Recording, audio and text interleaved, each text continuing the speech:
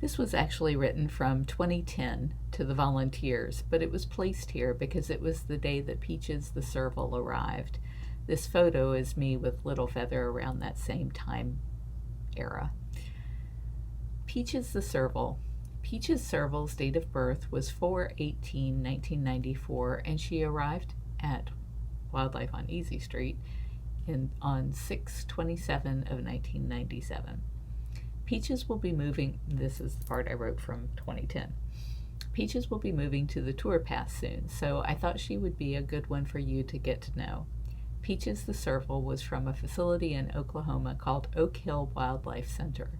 It was owned by John Aynes, who bred exotic cats for accredited zoos, roadside zoos, and private collectors. Most of the Pallas Cats, clouded leopards, and many of the cheetahs that are in zoos and private hands are there because of this prolific breeder. Our Pallas Cats came here from there when they had contracted an illness that would have spread quickly through John's facility because of his tight quarters and shared walls. Peaches was used as a breeder and came to us when she was no longer needed for that purpose. With limited space for the big money makers, like the other cats mentioned above and the red pandas and other endangered wildlife he bred, the Servals were discarded. Others from there that came at the same time were Alfie and Daisy. They were both Servals. John dropped off the radar about 6 years ago and emailed me just the other day. He was building an aviary for a few birds and wanted to know where we get our hog rings. He said that he had pretty much moved to London and didn't have time for the cats. He said he had sent them all to zoos and only had a few birds for the past 5 or 6 years. His voice seemed full of regret, and I can only hope that it was for all of the breeding he did in the 1990s that resulted in so many of these cats living generation after generation in cages.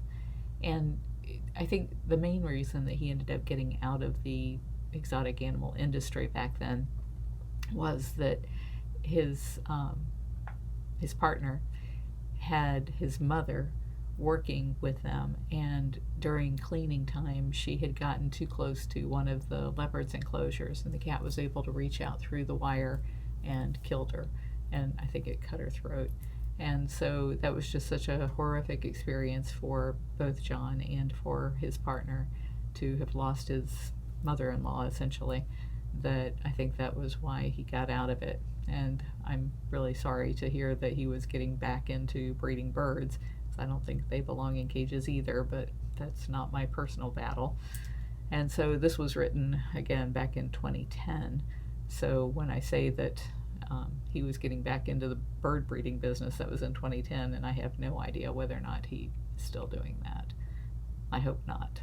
John, if you're listening, I hope not. Please, I hope not.